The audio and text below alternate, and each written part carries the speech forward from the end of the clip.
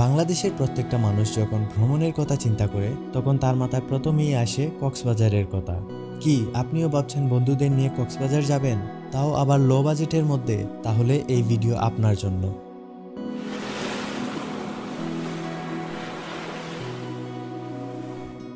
প্রথমেই চকরিয়া থেকে আমরা যাত্রা শুরু করলাম।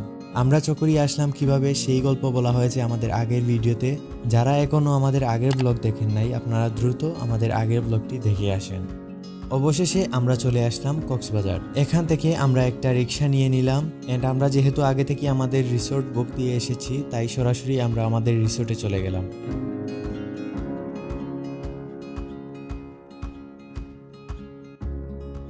আচ্ছা, আমরা এখন চলে এসেছি আমাদের রিসোর্টে। এটা আমাদের ডে 1। আমাদের এখানকার লোকেশন হচ্ছে মেরিন ড্রাইভ। মেরিন ড্রাইভে হিমছড়ি থেকে একটু সামনে আমাদের এটা। হিমছড়ি থেকে 5-6 মিনিটের রাস্তা হবে, বেশি একটা দূর না। আমাদের রিসোর্টের নাম হচ্ছে মেরিন ড্রাইভ ইকো ক্যাম্প। আর এই হচ্ছে আমাদের রুমগুলা।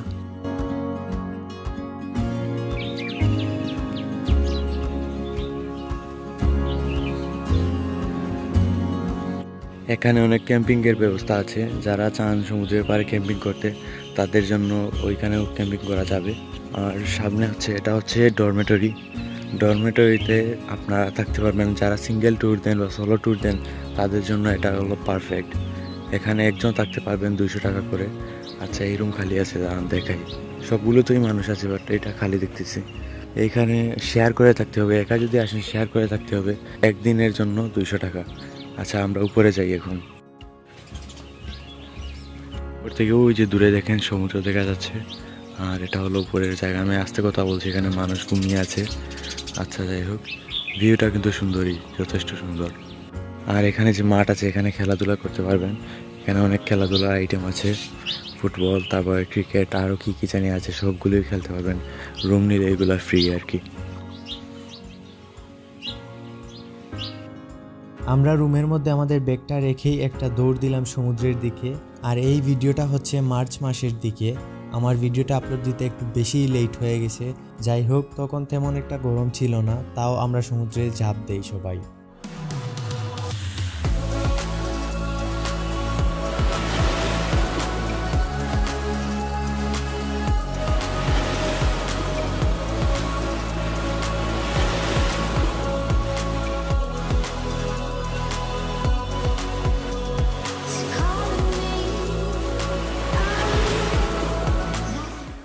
সমুদ্রে প্রায় 1 থেকে 1.5 ঘন্টা কাটানোর পর আমরা আবারও আমাদের রুমে আসি এবং আমাদের রিসোর্টে গোসল করার জন্য ভালো পানি ছিল, সেখানে গোসল করার মতো আলাদা জায়গাও ছিল।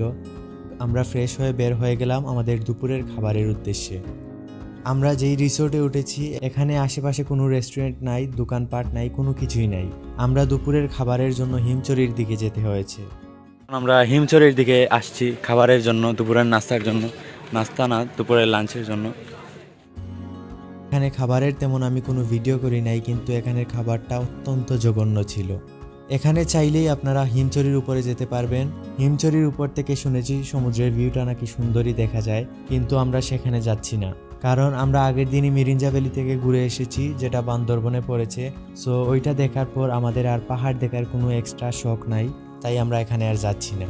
আমরা হিমছড়ির সামনেই বিকালটা পার করি। তারপর সন্ধ্যা নামার ঠিক আগে আমরা আমাদের রিসোর্টে ব্যাক করি।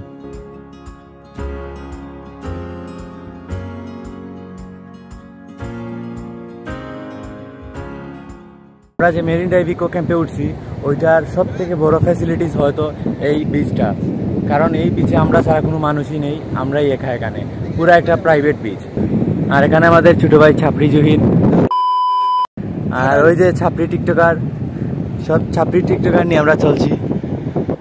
সমুদ্রের সাউন্ডটা শুনতেছেন, এটা কিন্তু অস্থির। ক্যামেরায় কতটুকু বোঝা যাচ্ছে জানি না, বাট এই সাউন্ডটা আসলে মন জুড়ে যাচ্ছে।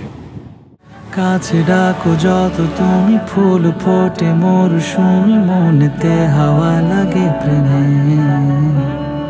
খুন ছুটি কিছু মায়া, ধূপ কাঠি আলো ছায়া, চিঠি ওড়ে মনোখানে। আব ছায়া নিলে তুই কাছে এলে, জমে ওঠে কথাদের দল। তোর দূরে যাওয়া লাগে বেরোহে হাওয়া, আমি শুধু হয়ে যাই অচল, আমি শুধু হয়ে যাই অচল, আমি শুধু হয়ে যাই অচল। সূর্য অলমোস্ট ডুবে গেছে, পুরা শেষের পথে। আর পানির স্রোত অল টাইম এখানে অনেক বেশি থাকে। যখন আমরা গোসল করি তখন অনেক পানির স্রোত ছিল, এখনও সেম অবস্থা। ক্যামেরায় বোঝা যাচ্ছে না, আসলে ক্যামেরায় কোনো কিছুই বোঝা যায় না, সরাসরি না দেখলে আসলে এগুলো ফিল করা যায় না। আর আমাদের রিসোর্টের পাশের সমুদ্র সৈকতের নাম হচ্ছে লাল কাঁকড়া বিচ। নাম শুনেই বুঝতে পারছেন এখানে অনেক লাল কাঁকড়া দেখা যায়। অন্ধকার হওয়ার আগ পর্যন্ত আমরা এখানেই সময় পার করি। আমরা রাতের খাবারের জন্য চিন্তা করি সুগন্ধা বা কলাতলি ওই সাইডে কোনো একটা জায়গায় যাব, ওইদিকে ভালো রেস্টুরেন্ট পাবো, খাবারের অনেক অপশন থাকবে আমাদের কাছে, তাই আমরা সেদিকেই যাচ্ছি। আমরা প্রথমে সুগন্ধাতে আসি, আমরা ভাবছিলাম এখানে হয়তো হাজার হাজার মানুষ থাকবে, দাঁড়ানোরও হয়তো জায়গা পাবো না, কিন্তু আমাদের চিন্তা ধারণা সম্পূর্ণ ভুল। সুগন্ধাতে তেমন মানুষই নেই, দোকানপাটও খুবই কম, কারণ হচ্ছে আগামীকাল থেকে রোজা। এখানেও আমরা তেমন ভালো কোনো রেস্টুরেন্ট পাই নাই, নর্মাল একটা রাস্তার সাইডের রেস্টুরেন্টেই ঢুকেছি। এখান থেকে আমরা হালকা সি ফুড ট্রাই করেছি, খুব একটা ভালো বলবো না, তবে মোটামুটি চলে আর কি। কক্সবাজার আসার পর থেকে এখন পর্যন্ত আমাদের খাবারের এক্সপিরিয়েন্সটা সব জায়গায় খুব বাজে হয়েছে, তবে এখানকার খাবার বাজে বলা যায় না, মোটামুটি চলে। আমরা খাবার দাবার শেষ করে আমরা একটা নতুন হোটেল দেখছি, কারণ আমরা যে রিসোর্টে উঠেছি সেটি অনেক দূরে, আশেপাশে রেস্টুরেন্ট নাই, খাবারের কোনো জায়গা নাই, তো অনেক প্যারা হয়ে যাচ্ছিল আমাদের জন্য, তাই আমরা এখানেই ডলফিন মোড়ের আশেপাশেই একটা নতুন হোটেল দেখছি। আমরা হোটেল লজ নামের একটা হোটেল এখানে দেখলাম, কালকে সকালে হয়তো আমরা এখানে চলে আসব। আচ্ছা, আজকে হচ্ছে আমাদের কক্সবাজারের দ্বিতীয় দিন। সকাল সকাল ঘুম থেকে উঠেই আমরা চলে যাচ্ছি সমুদ্রের দিকে। আর এটা হচ্ছে আমাদের সেই রিসোর্ট যেটার পিছনের রাস্তা দিয়ে সমুদ্রে যেতে হয়। গুড মর্নিং এভরিওয়ান, আজকে আমাদের কক্সবাজারের ডে 2। আর এখন আমরা সকাল সকাল চলে আসছি বিচে। আমি এবং নাহিদ আসছি, ওই যে নাহিদ আছে, আমি এবং নাহিদ একা একাই ঘুরছি। আমরা ভাবছিলাম আজকে সমুদ্রের পাড়ে আমাদের প্রথম রোজার ইফতারটা করব, কিন্তু সেটা পসিবল হচ্ছে না। আমরা এই রিসোর্ট থেকে চেক আউট করতেছি। এখানে পাশে লোকাল মানুষরা মাছ ধরছে, আমরা সেগুলোই দেখছিলাম কিছুক্ষণ দাঁড়িয়ে দাঁড়িয়ে।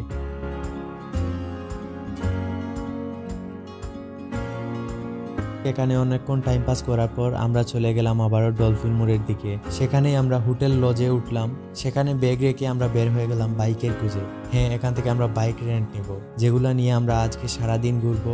আমাদের হোটেলের পাশেই একটা বাইকের দোকান থেকে আমরা বাইক নিয়ে নিলাম, ঘন্টা 200 টাকা। বাইক নেওয়ার আগে অবশ্যই আপনারা ভালোভাবে নিজের ফোনে ভিডিও করে রেখে দিবেন, না হলে ফিরে আসার পর তারা অনেক প্রবলেম করতে পারে। আমরা এখান থেকে 3টা জিক্সার বাইক নেই, আমরা যেহেতু 6 জন, 3টা বাইক আমাদের জন্য যথেষ্ট। এগুলো নিয়ে বের হয়ে গেলাম আমরা মেরিন ড্রাইভের দিকে। এই মেরিন ড্রাইভে বাইক চালানোর ফিলিংটা কখনো মুখে প্রকাশ করা সম্ভব না। শুধু একবার চিন্তা করে দেখেন, আপনার এক পাশে সমুদ্র, এক পাশে পাহাড়, আর মাঝখানে রাস্তা দিয়ে আপনি বাইক চালাচ্ছেন। আমার দেখা এখন পর্যন্ত বাংলাদেশের সবথেকে সুন্দর রাস্তা হচ্ছে এটি।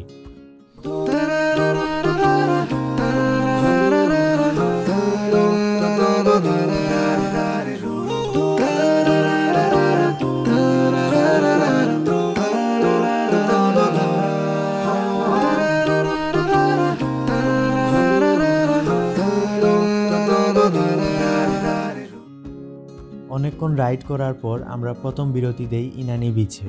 যেহেতু আমরা সবাই রোজা, তার উপরে আবার ভালোই রোদ উঠেছে, আমরা এখানে বেশিক্ষণ দাঁড়াই নাই, কিছুক্ষণ দাঁড়িয়ে ছবি এন্ড ভিডিও করে আমরা আবারও বের হয়ে পড়ি।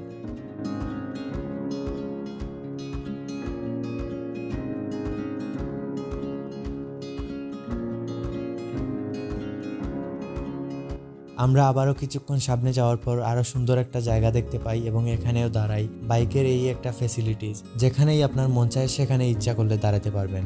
আমরা এই জায়গাটাতে দাঁড়াই এবং এখানের পাথরগুলো দেখে মনে হচ্ছে আমরা সেন্ট মার্টিন চলে আসছি। এখন আমরা আবারও বেরিয়ে পড়ি সামনের দিকে যাওয়ার জন্য। আমাদের প্ল্যান হচ্ছে আমাদের শরীরে যতক্ষণ এনার্জি আছে ততক্ষণ আমরা সামনের দিকে যেতে থাকবো। আমাদের বাইকে যে তেল আছে এই তেল দিয়ে মোটামুটি টেকনাফ যাওয়া যাবে, তবে সূর্যের অতিরিক্ত তাপ, তার পাশাপাশি আমরা রোজা, আর সামনে যাওয়ার মতো এনার্জি আমাদের শরীরে নাই। যাই হোক, ওই জায়গাটা থেকেই আমরা ব্যাক করি। তখন বিকাল 3টা বাজে। আমাদের হাতে যেহেতু পুরো দিনটাই পড়ে আছে, আমরা ভাবলাম টাইম পাস করার জন্য আমরা স্টেশনের দিকে যাই। এর আগে কক্সবাজার ট্রেন স্টেশন আমার দেখা হয় নাই, ভাবলাম ওই জায়গাটাও দেখে আসবো, আর যদি ওইখানে ট্রেনের টিকিট পাই আমাদের যাওয়াটা আরও ইজি হয়ে যাবে। তাই আমরা মেইন রোড দিয়ে যাওয়া শুরু করি এবং 2 থেকে 2.5 কিলোমিটার যাওয়ার পর বাইকের দোকান থেকে কল দিয়ে বলে ওইদিকে কেন আমরা গিয়েছি, এখন ওই দিক থেকে আমাদের ব্যাক করতে হবে এবং এসে 1000 টাকা ফাইন দিতে হবে। প্রায় 2 থেকে 2.5 কিলোমিটার আমরা আবারও ব্যাক করি। আমরা এখন সরাসরি আমাদের বাইকের দোকানটাতে আসলাম। তাদের সাথে আমাদের মোটামুটি 20-25 মিনিট কথা হয়, অনেক কষ্ট করে তাদের বুঝিয়েছি এবং ফাইনালি যাই হোক আমরা 1000 টাকা ফাইনের হাত থেকে বেঁচে গেছি। আর আমাদের বাইকে এখনো অনেক তেল বাকি রয়েছে, সেই অবস্থাতেই আমরা বাইকটা ফেরত দিয়ে দেই। যাই হোক বাইক আমরা ফেরত দিয়ে আমরা রুমে চলে আসি এবং 1 থেকে 1.5 ঘন্টা রেস্ট নেই।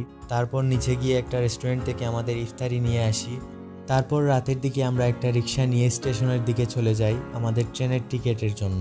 আমরা ভাবছিলাম হয়তো টিকিট না পেলেও স্ট্যান্ডিং টিকিট পাবো, যেটা দিয়ে আমরা অন্তত চট্টগ্রাম পর্যন্ত যেতে পারবো। কিন্তু আফসোস আমরা কোনো ধরনের টিকিট পাইনি, আমাদের কালকে বাসে যেতে হবে। চিন্তা করতেই ভয় লাগছে এবং আমরা আবারও ডলফিন মোড়ের দিকে ফিরে আসি। ডলফিন মোড়ের পাশেই একটা মার্কেট থেকে আমরা সবাই টুকটাক শপিং করি।